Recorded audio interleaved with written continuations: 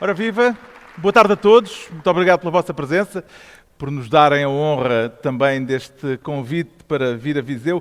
Esta é uma emissão especial do programa que é para muita gente Governo Sombra, mas cujo nome estamos legalmente impedidos de dizer. Todos os outros podem dizê-lo à vontade.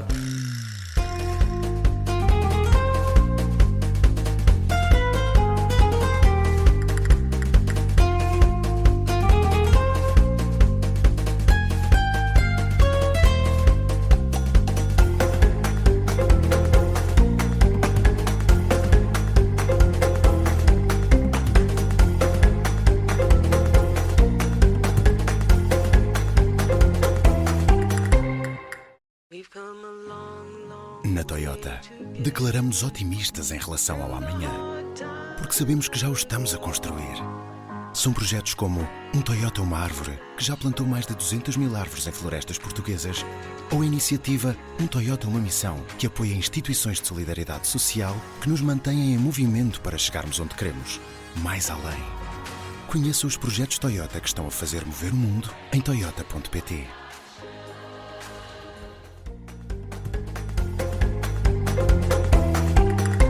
Desta vez estamos fora do estúdio e estamos muito satisfeitos por ter vindo a Viseu a convite da região de turismo do Centro, no encerramento do Fórum de Turismo Interno V Portugal, uma iniciativa que reúne anualmente e que reuniu aqui durante 3 dias especialistas, decisores, empresários e académicos, este ano sob o lema Portugal inspira, o turismo transforma. Como é que se manifesta em si, Ricardo, a inspiração quando se aventura pelo chamado País Real?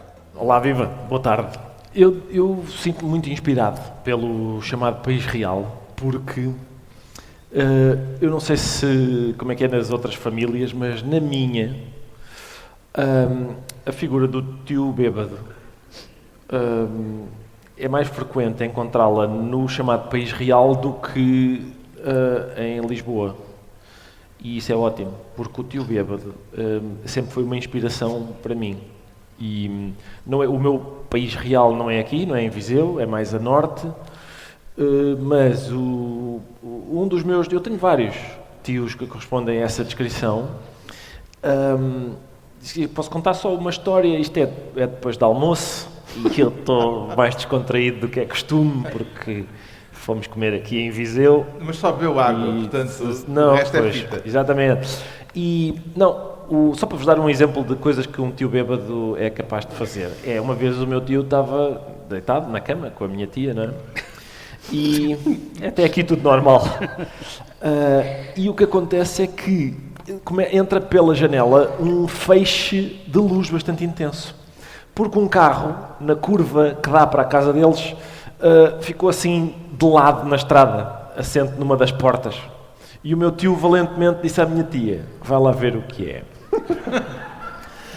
E então a minha tia foi ver, não sei o quê. A certa altura ele foi também, apesar de ele já estar na cama, ainda estava num estado de embriaguez bastante intenso. E era isso, o carro estava de facto assim, de lado na estrada, e o meu tio inventou uma solução que era, ele foi para a parte das rodas, enquanto as outras pessoas estavam na parte do tejadilho, e ele disse, empurrai daí que eu amparo daqui. E foi isso.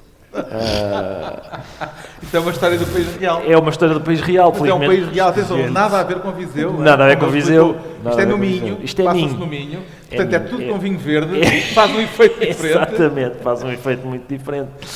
Mas é isso, ele queria de facto suster um carro com as suas mãos. Era isso.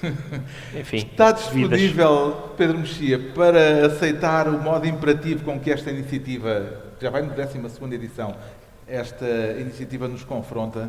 Vê Portugal. Isto é uma ordem. Aliás, estava aqui à frente escrito. Sim. Vê Portugal. Quer dizer, o turismo não é uma ordem propriamente, não é? Mas vejo muito bem porque Portugal, digamos, é o Portugal com minúscula, no melhor sentido da palavra. Nós temos uma coisa muito estranha que é, somos um país com séculos de história e estamos sempre a falar do futuro de Portugal, repensar Portugal, a identidade portuguesa, que são coisas muito aborrecidas e muito inúteis. Nós temos uma identidade, temos uma língua, temos fronteiras estabelecidas. Portanto, esse Portugal com maiúscula nunca me interessa muito. já de vez em quando convidam-me para coisas desse género, painéis, repensar Portugal. Para quê? Para quê? Para que repensar Portugal? E por isso, em contrapartida, nós temos, e aliás aqui no programa, temos já desde o tempo em que isto era só na rádio, essa a possibilidade de estar em sítios onde nunca fomos ou não vinhamos há muito tempo. E são sempre os programas, são quase sempre os programas melhores, não só porque temos público, coisa que não temos em Lisboa, como porque estamos sempre a fazer aquela coisa típica lisboeta que é, olha que bons restaurantes, olha que não sei o que mais, que é um bocadinho paternalista, mas ao mesmo tempo há bocadinho, não posso contar que há bocadinho ao almoço estávamos a pensar, alguns de nós estávamos a pensar em viver para Viseu, portanto, não vou dizer nomes, mas houve quem me dissesse isso ao almoço. Está-se muito bem aqui. A região centro chama por nós. Tem alguma explicação, João Miguel Tavares, para o facto de Portugal aparentemente estar na moda, continuar a estar na moda a nível internacional, num período em que parece estar tudo em crise, mas os números dizem que os estrangeiros continuam a achar que isto é maravilhoso. Claro, então quanto mais crise existe internacionalmente, mais o pessoal tem vontade de vir para Portugal, isso não há dúvida. Aliás, a explosão do turismo em Portugal coincidiu com o pós-primaveras árabes, o pessoal deixou de ir para o Egito e para a Tunísia, parece que as coisas estavam lá confusas, mas em alguns daqueles sítios não deixaram de estar confusas. Certos portugueses são muito cáusticos em relação a Portugal. Não, mas isso são duas coisas diferentes. Mas isso, para quem vem de fora, nunca é assim também. Imagina, se nós formos visitar a Sicília, não temos que estar a levar com os problemas que eles lá têm. Parece que há uns senhores que fazem lá umas coisas na Sicília. Nós estamos muito mal habituados, porque nós achamos que a guerra é uma coisa anormal nos países, quando na maioria dos países, infelizmente, é normal. A guerra ou a violência, certo, ou o separatismo, ou o terrorismo. Isso, mas lá está, não em Portugal. Não em Portugal. E enquanto não existir um Vladimir que nos queira mandar com mísseis ou com drones, ou um Osama que decida vir fazer atentados em Portugal, que não vem, está-se bem. Quer dizer, e faz sentido que não venha, não é? Quer dizer, basta olhar para nós. Eu não quero dar más notícias, mas quer dizer, qualquer um de nós... Eu não sei, para uma pessoa não há muita diferença entre o pessoal do Maghreb e nós próprios, não é? Tu passavas por marroquino, já passei várias vezes. O Ricardo passava por marroquino, sem dúvida. Eu próprio acho que passava muito bem por tunisino, e a única pessoa que podia ser despachada, porque claramente parece que não pertence aqui, é o nórdico. É o nórdico, é este senhor que evidentemente é viking e que está deslocado. Atenção, tentaram vender livros nazis em Paris. Foi. Palavra de honra. Lá está. Um senhor com uma gabardina a dizer, olha, tenho aqui... O Mein Kampf. Não sei o que era porque não quis ver. Pois bem, desta vez vamos deixar em repouso a agenda política imediata, embora falar de turismo também tenha muitas implicações de ordem política. Vamos falar de turistificação, de low costs, de aeroportos e do que mais se proporcionar nesta nossa vinda à região centro, num governo sombra descentralizado, em que, para início de conversa, temos o Pedro Mexia. Vamos manter o formato habitual do programa e o Pedro Mexia vai estar no papel de Ministro da Turistificação, um conceito relativamente recente. Vê-o como meramente descritivo ou encontra nele, Pedro Mexia, uma carga pejorativa? Geralmente, quando se cria uma palavra nova, tem um cunho quase sempre crítico.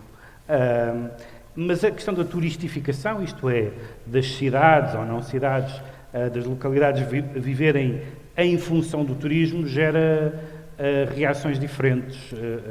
Por um lado, é compreensível do ponto de vista de ficar muito dependente das tais vagas turísticas que vêm ou não vêm de acordo com a situação internacional, com as crises internacionais, com a violência, etc.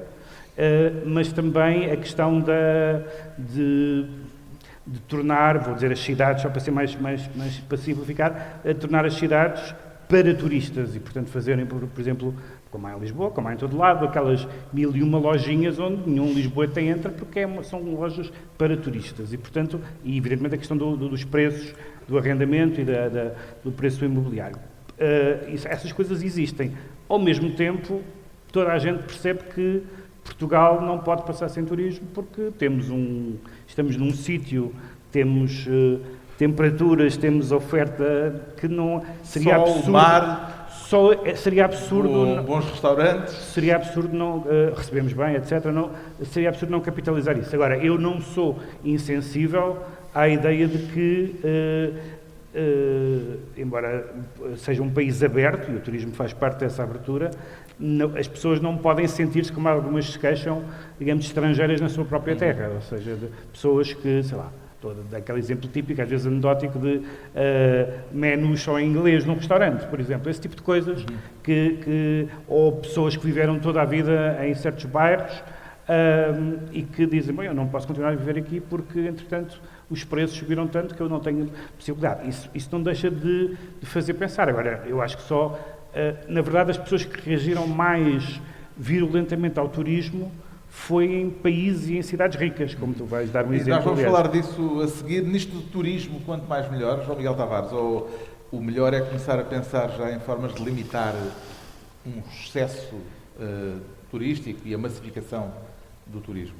Eu acho que precisas de um equilíbrio, não é? Como em tudo na vida, o equilíbrio... vamos todos suspirar depois de dizer esta frase profunda, não é? Tudo na vida necessita de um certo equilíbrio. Há um lado que eu acho que é emproado, ou seja, e que nós não notamos. Eu acho que há uma espécie, às vezes, de classe média alta, que, na verdade, aquilo que embirra é o facto das pessoas hoje em dia, se calhar de uma classe média baixa, também poder viajar, e nós a seguir vamos falar da questão das low cost. Ou seja, o que se passa é que, de repente, viajar de avião ficou acessível, não é? O Ricardo Araújo Pereira, os seus pais pertenceram à TAP, não é?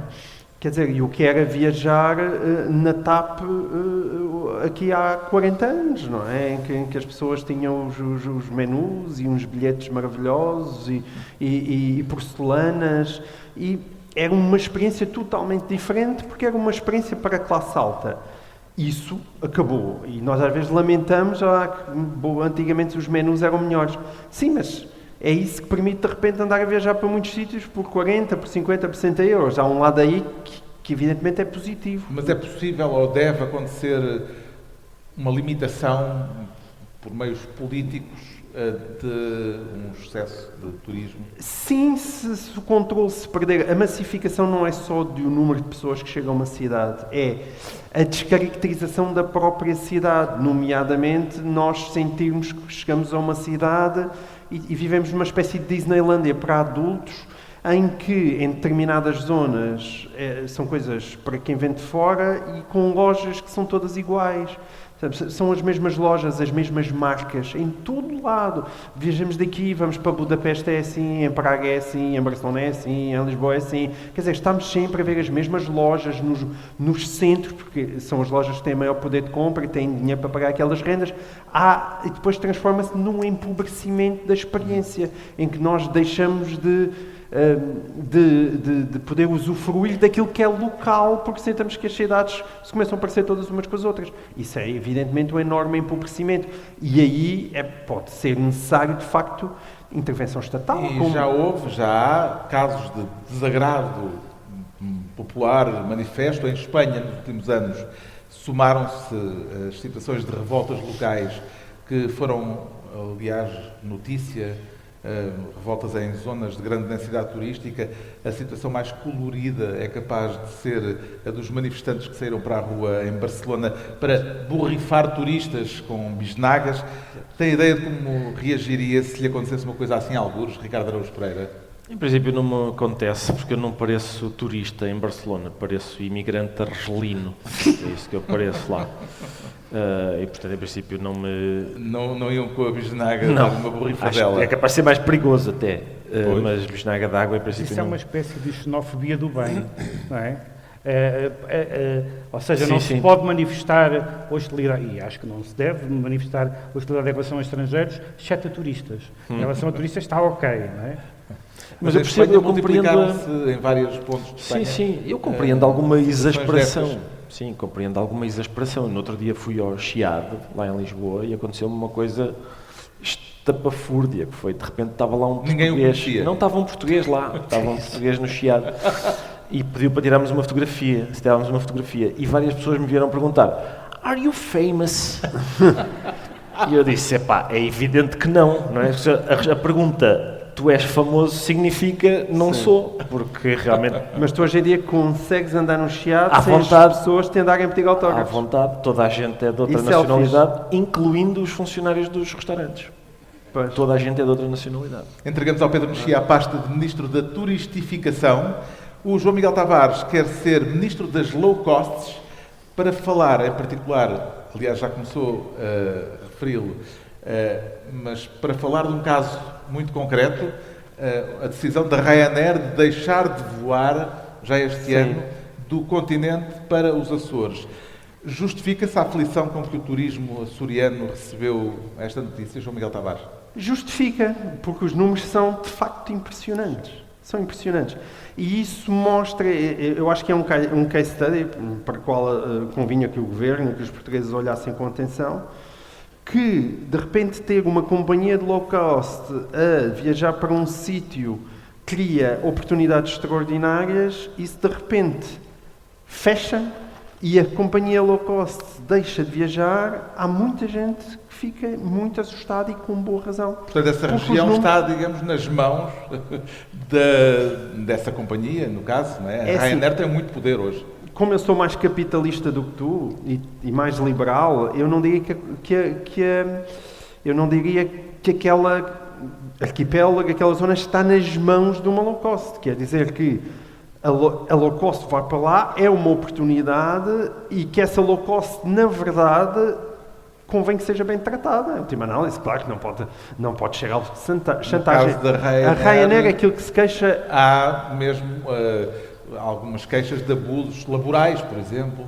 Sim, mas por outro lado a Ryanair queixa-se das taxas da ANA, ou seja, diz que as taxas aeroportuárias subiram 35% e que isso torna a operação incomportável para lá. E a verdade é que de repente passámos a ter viagens para os Açores, que se calhar estavam na ordem dos 100 euros e que passaram outra vez para os 200 e tal ou 300 euros. Porque a Ryanair desaparece. Mas o problema não é só o aumento do preço das viagens de avião.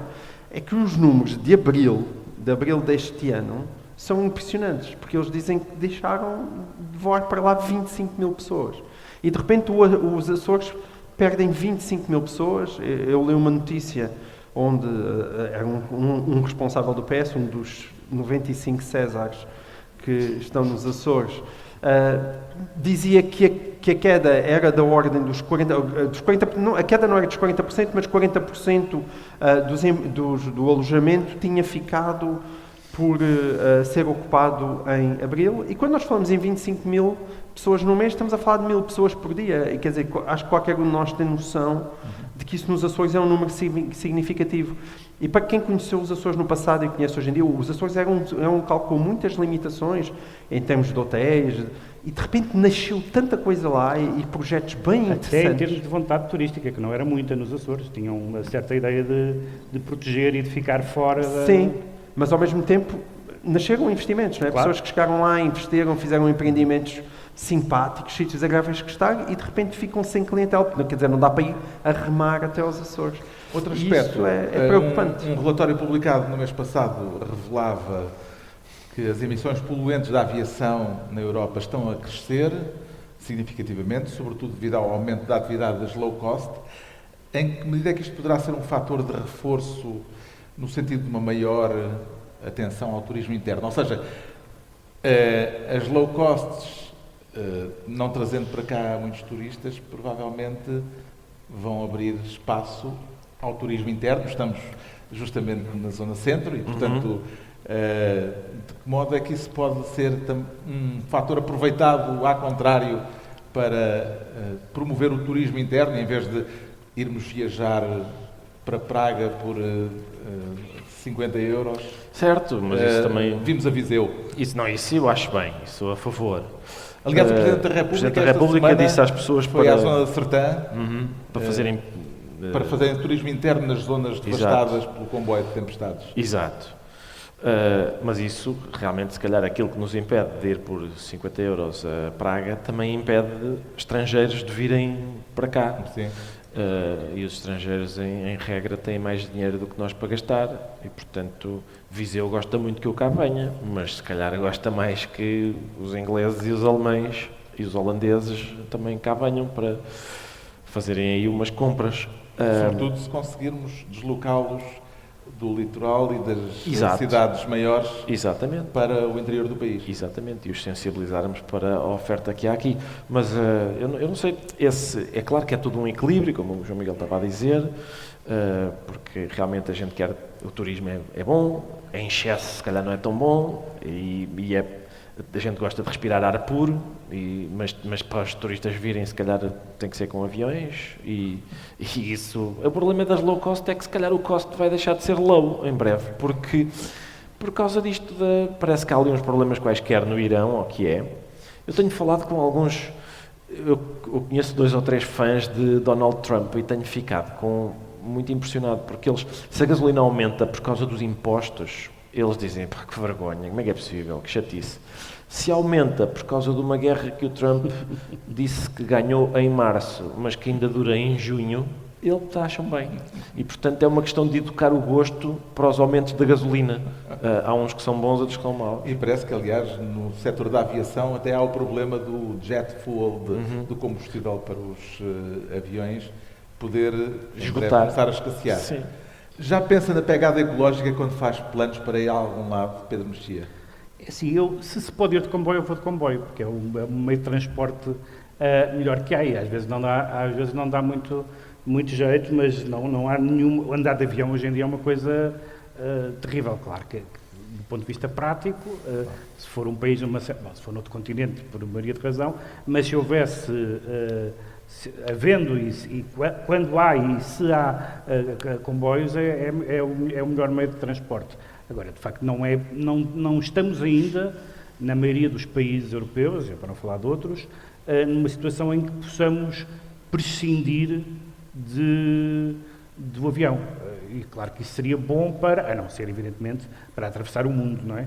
Mas se estivermos dentro do mesmo continente, continua a ser a forma de transporte. Hoje em dia, andar de avião é uma coisa mesmo... Quando me perguntam se eu gosto de viajar, eu respondo sempre, não, eu gosto de estar lá. Viajar detesto. Detesto a deslocação entre um aeroporto e outro. A espera pela... E há uma coisa que nos foi prometida a nós todos, quando éramos pequeninos, que é o teletransporte. Eu digo sempre isto, gosto de lembrar isto, para se houver cientistas a trabalhar, que é, a gente entra num sítio e sai do outro lado. Há um filme em que tipo, se transforma em mosca. Se entra uma mosca é uma chatice. Exatamente, na mosca corre mal. Mas viajar é hoje uma, além das questões ecológicas que tu mencionaste, é hoje uma incomodidade enorme, e eu pensei que há todas as questões da segurança e tudo mais, e portanto, comboio, beam me up, Scotty. É o beam me up, sim, é isso, é a mesma coisa, mas... Quer dizer, qual é podíamos simplesmente ter um TGV, alguns, não é? Está bem, mas... Isso... Já viram tudo aquilo que José Sócrates nos tinhas prometido, realmente faz-nos imensa falta? Vês? Um aeroporto... Estás sempre a dizer mal dele? Eu fiz muito mal em estar a embirrar com o homem. És muito injusto. Pois sou, eu estou a perceber isso. O João Miguel Tavares assim fica, temos as contas ministro das low cost. Agora o Ricardo Araújo Pereira vai tornar-se ministro dos aeroportos, mas parece-me que o foco aqui é sobretudo no que tem estado a acontecer no aeroporto de Lisboa em particular. Serão as longas filas de que temos tido notícia a forma nacional de combate subtil à turistificação, Ricardo Araújo Pereira? Que, se não resulta muito, não é? Porque limita-se a retardar em 3 ou 4 horas a entrada dos turistas. Sim, mas a prazo provavelmente vai fazer tão má propaganda. Pode desencorajar. Houve agora recentemente, aliás, na semana passada, uma jornalista da CNN que demorou uma eternidade para conseguir entrar, andou a filmar, pôs no Instagram. Exato. E é capaz de ter dado cabo de uma boa parte das campanhas de promoção do turismo em Portugal com um único vídeo no Instagram. Se bem que, cada vez que eu estou no aeroporto e vejo aquela fila enorme de turistas para entrar, aquilo tem dois... Como é que eu ia dizer? Há duas maneiras de olhar para aquilo. Uma é essa, que chatice.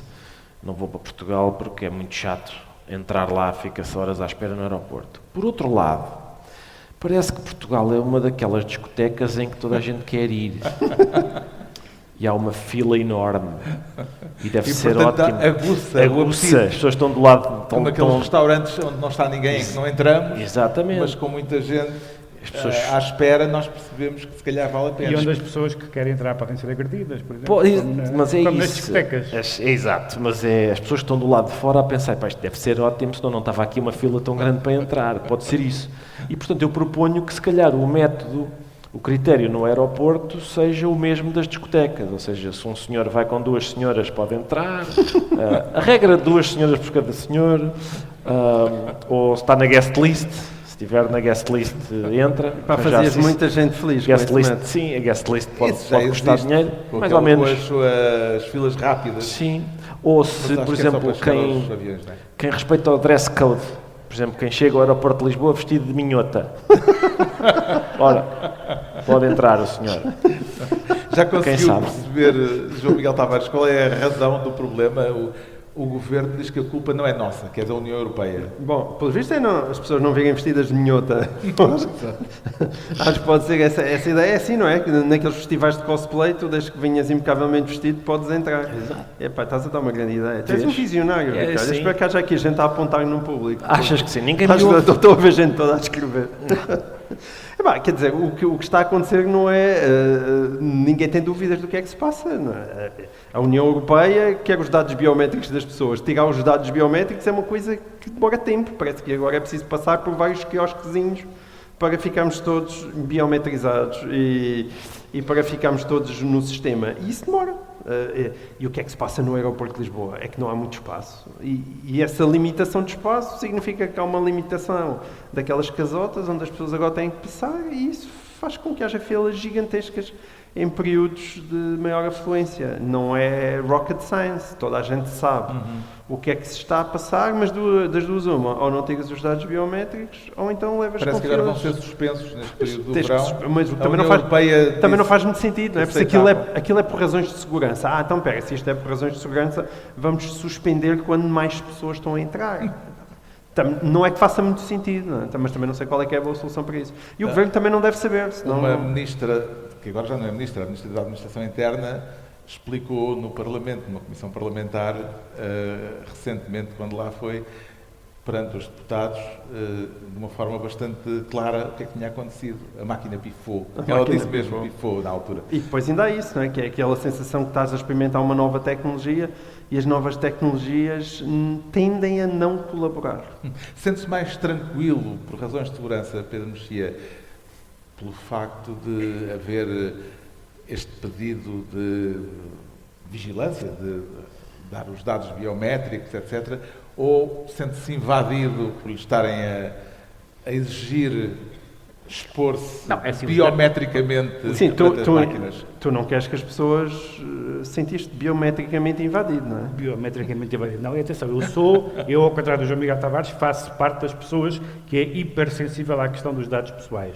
Mas acho que ter uma pessoa dentro de um avião, tendo em conta várias coisas que aconteceram nas últimas décadas, é um risco muito grande e, portanto, não vejo outra alternativa. Se for no dia-a-dia, eu tendencialmente sou contra os dados biométricos. Acho que é realmente uma coisa do 1984 ou desses romances Portanto, para Então, distópicos. entrar aqui no pavilhão multiusos de Viseu, Só faltava. não aceitaria que lhe tirassem os Não. dados biométricos. Não, nem estou a ver nenhuma outra circunstância da vida comum. Agora, Sei lá, uma pessoa está apaixonada por ti, pode querer os teus dados biométricos. bastava a ficha clínica. E saber se tem As vacinas em dia? não é bem as vacinas, é as questões das DST e tal. Sim, sim. Não é? Ei, Deus. meu Deus, que horror. Foi ele que disse, não fui eu. Baixeza, Hein? pá, que coisa- Foi ele que disse. que coisa. Imagina a vida que ele imagina que tu tens. Ele já está a apontar. Fazer análise. Está a apontar, exatamente. Amanhã fazer análise. Escrevi DST no meu caderno. Acabou de telefonar para o Germano de Almeida. O Ricardo Araújo Pereira fica então Ministro dos Aeroportos. Estão entregues as pastas ministeriais nesta emissão especial, desta vez em Viseu, no V Portugal, o Fórum de Turismo Interno organizado pela Região de Turismo do Centro, mas que é ponto de encontro para o debate acerca do turismo português em sentido lato, não apenas sobre esta região.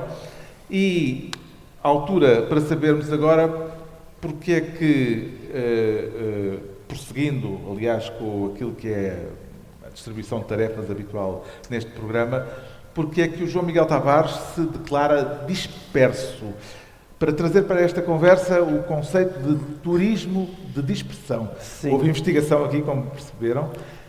Houve investigação. Este conceito não é um conceito que esteja no nosso dia-a-dia. O que é que vem a ser isto do Não. turismo da dispersão? Não está no nosso dia-a-dia porque tu não estás em minha casa, Carlos. Se estivesse em minha casa, tu saberias que o turismo de dispersão é uma grande fonte de conflito doméstico. Porque uns querem ir para um lado, Por outro outros lado, se querem ir para o estivesse outro. em tua casa, também era fonte de conflito doméstico. Também poderia ser, exatamente. Porquê? Porque na minha casa as pessoas dividem-se. Nós somos muitos, não é? Eu tenho 4 filhos, depois os filhos são... Toda a gente sabe. Nem toda a gente, mas eu gosto sempre de dizer. E eu sou um profissional a fazer filhos, portanto, e isso significa que Coisa encantadora. produzi 2 rapazes e 2 raparigas, e portanto estou mais eu e a minha excelentíssima esposa. Portanto, há ali uma divisão a meio de sexos, 3 homens, 3 mulheres, e há mesmo uma diferença muito grande da atitude. Não sei se isso também acontece em tua casa, em que tu estás em minoria, Ricardo. Aquilo que interessa quando nós viajamos aos 2 sexos não é igual. De um modo geral, não quero generalizar excessivamente, portanto estou a falar da minha casa. As senhoras gostam mesmo de ver aquelas coisas que é suposto ver nos sítios e os senhores só querem que os deixem em paz, tipo numa esplanada. Nós não fazemos questão de entrar nas igrejas todas. Está lá uma escultura mesmo muito bonita. Olha, eu também consigo ver aqui no meu telemóvel, até consigo ver mais de perto. E aquele pessoal que vais ao Louvre, não, temos que ver a Mona Lisa. Eu não quero ver a Mona Lisa. Sério, eu vejo a Mona Lisa melhor num livro que lá tenho em casa. Há muito essas discussões. E isso significa, e essas discussões, como ainda por cima é uma família que gosta muito de viajar, acontecem com muita frequência cada vez que nós saímos do país ou então vamos a uma terra diferente. E, portanto, eu estou a tentar também aproveitar esse conceito de turismo de dispersão para defender a minha causa. O turismo de dispersão é, em vez de se amontoar tudo em Sim. certas regiões, em certas zonas, a alternativa é espalhar a oferta pelo país, Para eu ir. pelo resto do país, Para eu ir... pelo interior, por exemplo, Exato. nomeadamente aqui a região centro. Sim, isto aplica-se a Portugal e aplica-se a outros países. O meu ponto é este. Se eu estiver de férias e apanhar uma fila, isto é como se eu sei Em vez lá. de ficar lá, prefiro ir a outro sítio onde não esteja ninguém. Eu não estou de férias se apanhar uma fila. Se tiver uma fila, para mim, acabaram-se as férias. Eu vivo sempre em Lisboa, detesto viver em Lisboa e há filas em Lisboa. Não quero filas nas minhas férias. Estás a perceber que isto é uma coisa que eu levo a peito. Eu já estive na zona dos lagos de Itália. Tão lindo aquilo. E aquilo é lindo. Mas há fila para entrar e eu sinto que parece que estou a entrar em Albufeira ou na Manta Rota. Não quero saber. Não quero. Não, pode ser a coisa mais linda do mundo. Nada justifica que ele demore 30 minutos a chegar lá. E isso faz mesmo mal. Tem que tomar mais comprimidos contra a atenção. atenção. A anunciar para as filas do aeroporto que podem até ser um sim. incentivo Para mim não. para a entrada em Portugal, não. Não, Então, não. quer dizer que... Ficam a minha mulher e as minhas filhas nas filas e eu não sei, eu fico a beber uma cerveja no bar. No fundo é isso que tu queres. Agora que chegaste ao... Não é verdade, no fundo deixem-me em paz. Mas eu gosto também de viajar. Eu gosto... Isso é mesmo maldrabice total. Já Pronto. pegou no nosso Pronto, programa e embebedou-se à sério. É, uma mas foi água uma com vez em gás. Berlim. Sim, uma água com gás. Mas isso significa que eu preciso imenso desse turismo, muitas vezes, que é um turismo de natureza, um turismo de sair dos grandes centros. Mas Olha, essa um prática- turismo do centro. Sim, essa prática e esse conceito, turismo de dispersão, está mais do lado da procura ou mais do lado da oferta? Ou seja, devemos ser nós, enquanto turistas, a dispersarmos ou a oferta turística também a arranjar forma de dispersar os turistas que chegam a qualquer um dos sítios? Num país como Portugal, eu acho que evidentemente as pessoas, deve haver um esforço genuíno para tirar as pessoas de Lisboa e do Porto e dispersá-las pelo país, até porque o país é super variado e tem toda coisa bonita para ver. Agora, eu acho que já existem turistas desesperados, tipo eu, que são os turistas que não se querem sentir turistas, não é? Porque todos nós não nos queremos sentir assim. E, portanto, eu acho que esse desespero existe. Portanto, é tentarem ajudar a canalizar isso para outros locais em que nós não tínhamos de estar 30 minutos para entrar a qualquer sítio. E, nesse aspecto, algo como o turismo do centro... Trazer as pessoas para sítios menos povoados. Exato, tirem as pessoas do centro e venham para o centro. Exato, e venham para o centro. Tirem-nas do centro e venham para o centro. É uma espécie, como é que escolhe os seus meu destinos slogan de férias, Pedro Mexia? Vocês já me conhecem, é sítios onde há praias, desertos, florestas e cataratas. Mas está bem, claro. Mas foi por isso que tu não te reproduziste, não tens que aturar com isso. Não, eu acho que eu gosto, eu vejo aquelas ofertas turísticas que têm traços identitários seculares, como livrarias e museus, basicamente. são as minhas escolhas. Nos museus há filas. Por isso... Mas estás quanto tempo numa fila para entrar num museu? Aguentas-te firme? Quer dizer, vais cedinho, acampas lá no limite. Eu quase acampei 2 vezes. A sério? Eu queria-te ver a acampar. No Museu Magritte. Podias ter mandado fotografias. De me a acampar? Sim, quando digo a acampar, porque eu não vou acreditar nisso. Não é prestigiante. Não vou acreditar nisso. Como é que gosta de viajar, Ricardo Araújo Pereira? Com tudo previamente marcado? Tudo organizado? Ou com espaço para o improviso e à balda? Carlos, eu sou casado, como o João Miguel. Eu vou para onde me mandam. Claro. Não escolho Como nada. É evidente. Eu, uma vez Portanto, já está tudo marcado, mas não pelo próprio Ricardo. Exatamente. Eu tenho 2 filhas, e uma vez, portanto, somos 4 lá em casa, e uma vez elas disseram assim, olha, uma coisa gira, vamos não sei se era um fim de semana, era assim uma coisa rápida, mas vamos a uma grande cidade europeia. Então inventaram o seguinte método para escolher. Cada um escrevia em 2 papelinhos o nome de uma cidade, uma grande cidade europeia, depois metia-se dentro de um chapéu, baralhava e tiravam. E assim foi, cada um meteu 2 papelinhos. Baralharam, saiu Bragança. E dizem eles, quem é que pôs Bragança? Foi o papai, Palermo, não sei o quê. Não conta, tira outro. Bragança. Eu tive a sorte, os meus 2 papéis, eu pus Bragança nos 2, saíram os 2. Pá, nunca tive sorte na vida, não saiu nada. Mas naquele dia foi mesmo excelente. Saiu Bragança 2 vezes e depois acabámos por ir a Berlim, porque eu não mando nada. Fomos a Berlim, foi o 3º papel a sair, dizia Berlim. Devíamos ter ido 2 vezes a Bragança antes de ir a Berlim. Mas enfim, fomos a Berlim. Está esclarecido porque é que o João Miguel Tavares se declara disperso, o Pedro Mexia diz sentir-se culturista. Como é que estão esses bíceps? Sim, eu venho falar de... venho falar de halterofilia, como queria esperar. Não resistimos a um trocadilho. É só por causa da questão desses circuitos diferentes.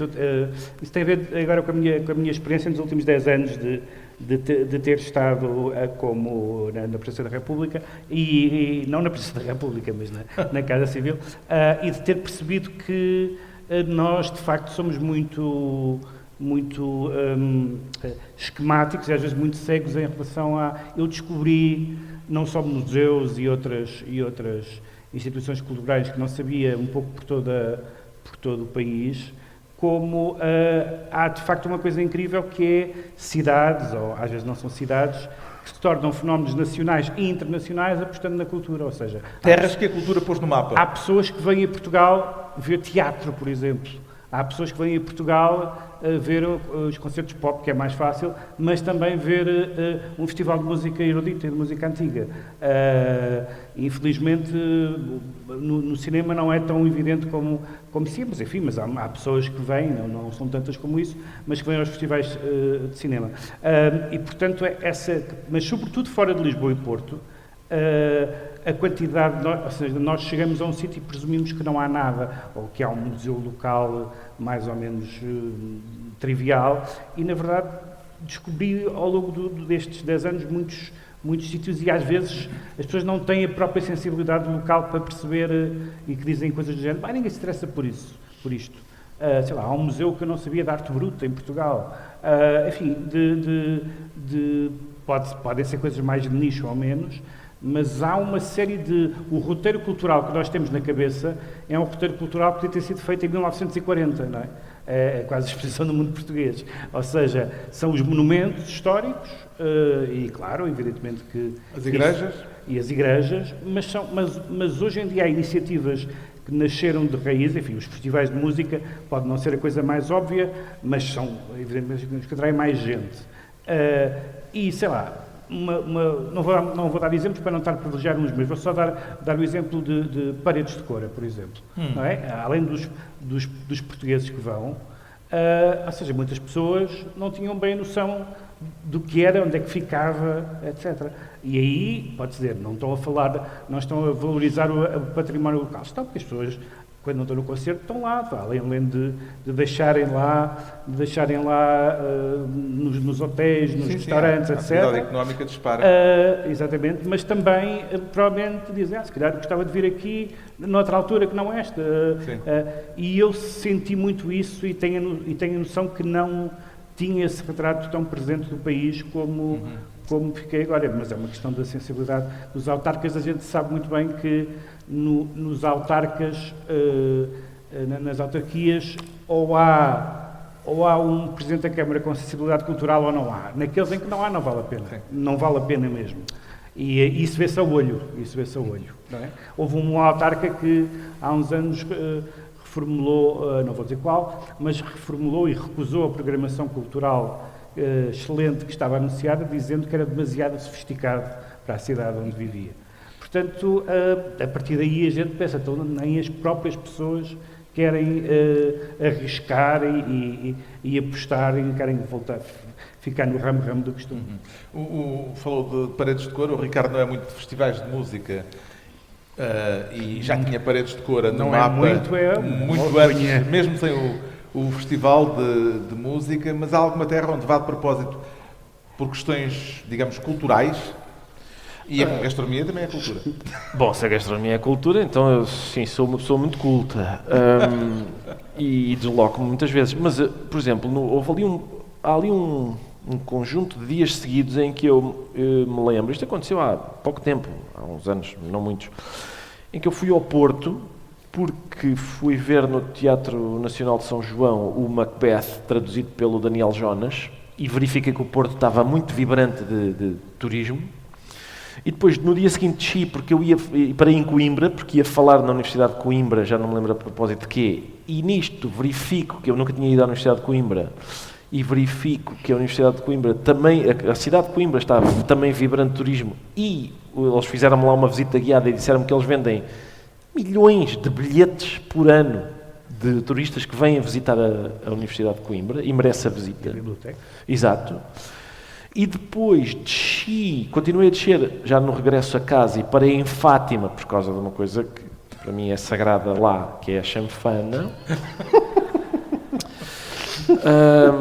É um daqueles milagres que tivemos a sorte de acontecerem no nosso país, e depois vou para Lisboa, onde está também turismo intenso, e há uma coisa que é difícil para mim de conceber, não sei quem foi o empresário que percebeu, que é, há uma loja de sardinha em lata, que é muito famosa, eu acho que está em Nova Iorque e tudo, no aeroporto, mas uma loja enorme, e assim toda cheia de sardinha em lata, e os estrangeiros, houve um empresário que disse assim, eu sei o que é que os estrangeiros querem, enlatados, sardinha em lata, se a minha avó... As conservas portuguesas são extraordinárias. Pois não estou a dizer que não, mas os estrangeiros vão lá e dão 13 euros por cada lata de sardinhas.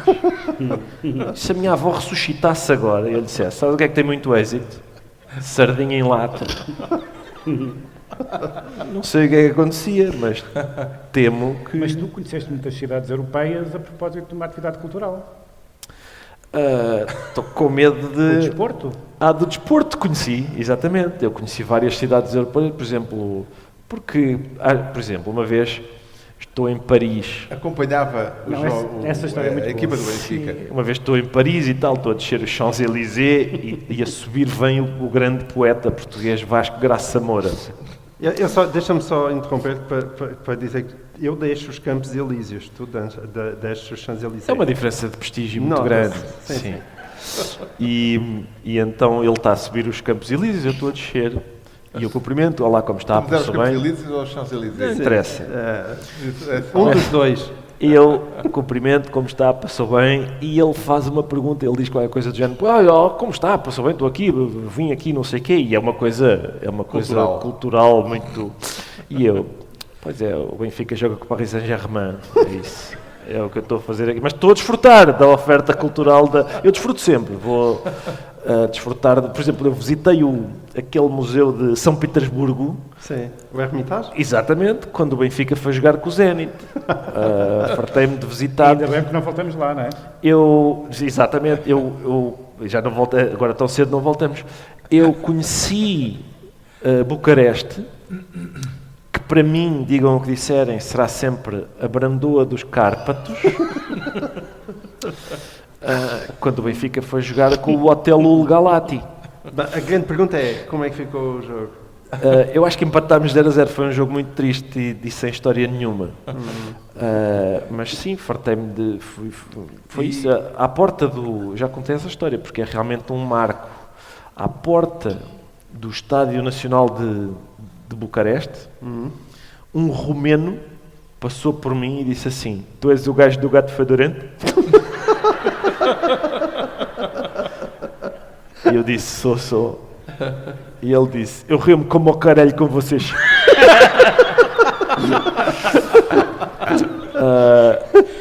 Isto era romeno, é? E era, exatamente, essas são palavras lá deles.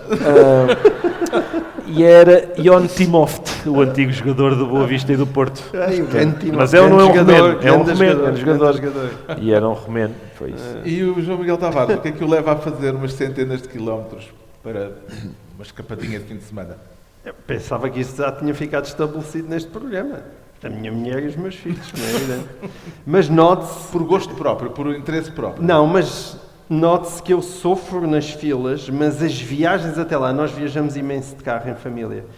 E eu ainda hoje estava a dizer isso, eu acho que quando estiver assim nos últimos momentos da minha vida, e se eu tiver assim o privilégio de morrer com os meus filhos assim à volta, eu acho que... É isso que leva para a cova. O que eu vou levar para a cova, aquilo que eu gostava de dizer nos meus últimos momentos, aquilo que eu vou ter nas minhas memórias, é as viagens no carro, dentro do carro com os meus 4 filhos. Esse tipo de viagens são viagens extraordinárias. Eles estão muito habituados a viajar de carro, portanto não se aborrecem. E desde conversas, a cantoria e tal, são momentos muito agradáveis. Portanto, como diria qualquer sábio chinês, não é a chegada, é o caminho. Já sabemos porque é que o Pedro Mexia se considera culturista. Agora vamos perceber porque é que o Ricardo Araújo Pereira se declara abandonado. Merecidamente abandonado, ou parece-lhe que há aí injustiça? Não, quer dizer, não sei se é injusto ou não, mas é por causa de uma notícia do Expresso desta semana. Da semana passada. Sim. Segundo a qual está a haver um êxodo de imigrantes que a voltar para os países de origem, outros a irem para a Espanha. De que é que isto é um sintoma? Bem, a notícia dizia que os imigrantes que estavam cá começam a ir-se embora. E, aliás, por exemplo, eu não sei aqui como é que é, mas em Lisboa já se nota, por exemplo, quem chama um Uber. Eu não tenho essas aplicações, isso para mim é bruxaria, mas nota-se que... Não, eu chamo um táxi, mesmo já não ser uma carruagem já é bom.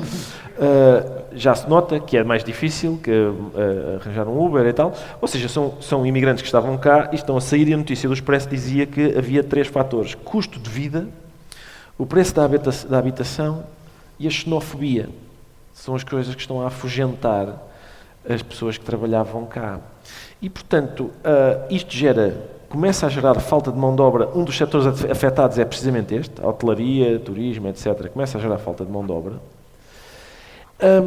Eu identifico uma percentagem da responsabilidade nisto. E, por isso, o que eu quero é que o serviço que antigamente me era prestado pelos imigrantes, eu quero que o Ventura me venha trazer o sushi a casa. É isso que eu quero. Acho que é justo.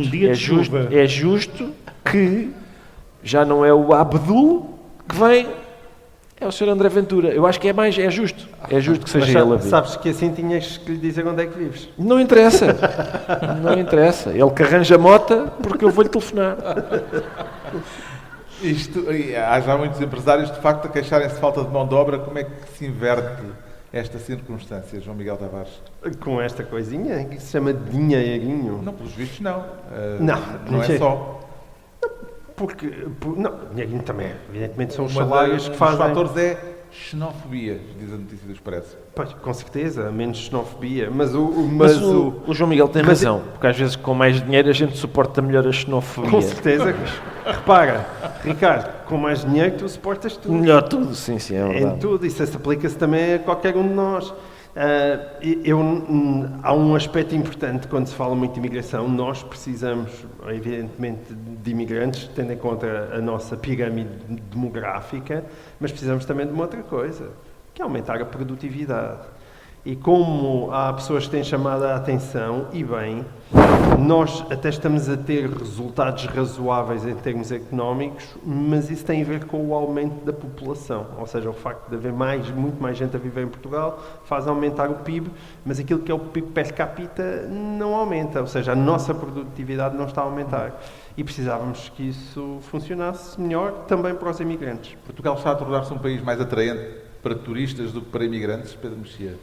Bom, isso com certeza, porque evidentemente que os imigrantes, não só os imigrantes, toda a gente, não é tratada de forma igual, isso é uma...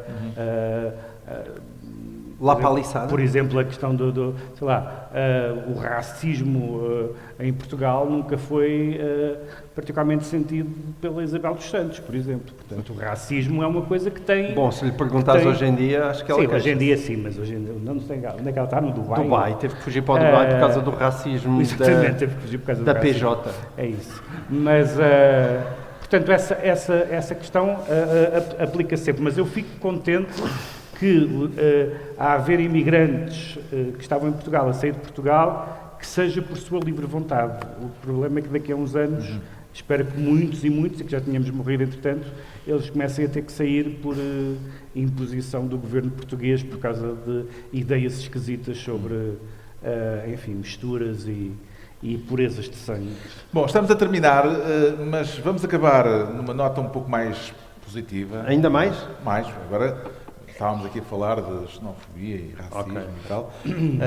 Já que o trunfo aqui é turismo e, sobretudo, a região centro, vou pedir a cada um que partilhe connosco e que surgira, para terminar, uma maravilha que vos pareça especialmente atraente para continuarmos a descobrir o país. Uma maravilha, de preferência, aqui da região centro.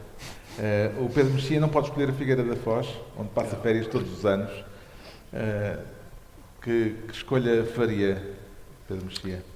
Então vou praticar um ato de nepotismo que é... Não é Figueira da Foz. Que não é Figueira da Foz, mas que é a Lausanne, onde eu tenho ligações familiares e onde... Se as pessoas forem à Lausanne, podem ver o poeta Pedro Mexia Credo. a calcorrear as suas ruas? Quer ver isso? Meu Deus! Não sei, acho que era como ver Emmanuel Kant a passar... São as piscinas da Lausanne, que ficam no Castelo e na Serra da Lausanne, e que eu que tenho família lá e que sempre fui lá, é um sítio muito pouco conhecido. As pessoas têm uma noção da Serra da Lausanne, têm uma noção de um restaurante que há ali perto, que costuma vir nos guias, mas a parte do nepotismo é que o meu avô fez parte de uma administração local há muitas décadas, quando esse projeto avançou. Mas sim, acho que todos nós que conhecemos um sítio, quanto menos divulgado for, todos nós somos capazes de contar uns aos outros e contamos mas tu já estiveste num sítio tal, e portanto há uma espécie de roteiro alternativo que é feito das nossas experiências individuais e que não está necessariamente nos guias ou nos destinos turísticos de topo, digamos assim. Um mergulho nas piscinas da Lausanne. O João Miguel Tavares também propõe um mergulho. Sim, também proponho um mergulho. Eu sou de Porto Alegre, não é? Mas a minha excelentíssima esposa, ela cresceu numa pequena aldeia ali da zona de Prensa Nova, chamada Montes da Senhora. E ali, onde nós vamos com muita regularidade, os miúdos e tudo isso, e ali à volta existem várias piscinas fluviais praias fluviais. E essas praias fluviais são todas muito diferentes entre si. E então é sempre fascinante. Existe uma coisa como o Malhadal. Quando se vai ao Malhadal, parece quase um parque aquático, mas fomos à Froia, são praias fluviais muito particulares, ao Foz de Cobrão, que é uma praia muito pequenina, mas também muito gira. E esse percurso das praias fluviais é uma ótima proposta para aquilo que eu sugeria desse turismo da dispersão. É verdade que nos picos do calor há muita gente ali, mas não é Manta Rota nem Albufeira.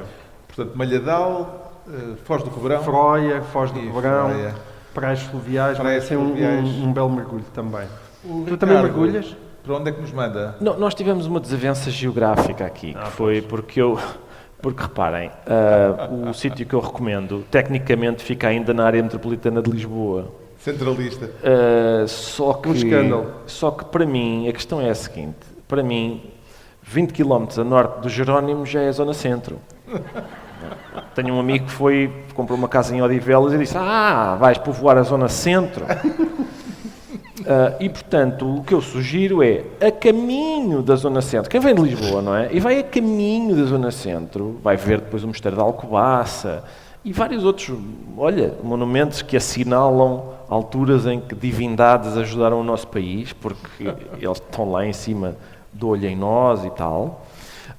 Tenho muita vontade que a gente prospere. E o que eu sugeria era o Convento de Mafra, que ainda é uma introdução à Zona Centro, digamos assim. Sai-se de Lisboa e tal, e a caminho da Zona Centro, para primeiro no Convento de Mafra. Mas é por causa das ratazanas que estão Não, a tentar o convento. É o pior mamarracho deste país. Não é... Repara, quando vens passar 15 dias à Zona Centro, passas um fim de semana ali, visitas o Convento de Mafra, acompanhado da leitura do Memorial do Convento. Estás a ver? É um fim de semana cultural. Sim, e há outra coisa, que é... Vieste aos Estados Unidos elogiar o Canadá. Não é verdade, não é verdade. É que calhou eu estar a ler sobre o Dom João V e a figura do... E eu venho transmitir cultura. É a figura do freirático. O freirático. Vocês sabem que é um freirático? Sei, mas para isso não precisas ficar no Convento de Mafra. Não, está bem, mas é muito significativo. Há oferta em todo o país. Porque o próprio Dom João V era um freirático.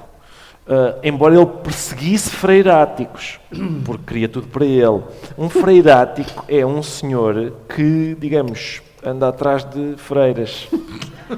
Era um desporto um passatempo muito popular no século... Apreciavas as vestes. 18, sim, e ele... Mas repara, o Júlio Dantas tem um texto sobre o freirático em que ele cita a seguinte quadra: freiráticos de Odivelas, de 1000 flores entre as galas, entram só para cheirá-las, porém não para colhê-las. Mas alguns colheram e bem, e o Dom João V fartou-se de colher e de apanhar em flagrante senhores que estavam a colher na companhia de... Atenção, isto foi bem importante, esta intervenção, porque tínhamos falado de várias formas de turismo, menos desta. Menos desta. Ouve lá, tu podias propor fazer, se calhar para a Zona Centro, uma espécie de roteiro badalhoco de Portugal. Exatamente, com certeza. Ouve lá, um roteiro badalhoco por Ricardo Araújo Pereira, eu queria ir visitar. Querias ir comprar? Olha, e até suportava algumas filas. Olha, aí está, porque normalmente eram coisas que valiam a pena esperar. E há aqui o Júlio Dantas Proponho evitar isso. O Júlio Dantas... Olha, vamos já aqui fechar um negócio. A quantidade de senhores que o Júlio Dantas diz que foram apanhados na companhia de noviças, abadesas, madres, sorores... Era uma festa ao século XVIII. Ricardo, o que é que tu andas a ler? Eu andei em colégios de freiras e isto nunca me ocorreu. Porque agora vão para lá por vontade própria. Pois é. Na altura não ia. Muito bem, assim se conclui esta reunião especial no encerramento do Fórum de Turismo Interno V Portugal. Viemos a Viseu a convite da Região de Turismo Centro. Muito obrigado a todos, muito obrigado à Região de Turismo Centro e bons passeios à descoberta de Portugal. Obrigado.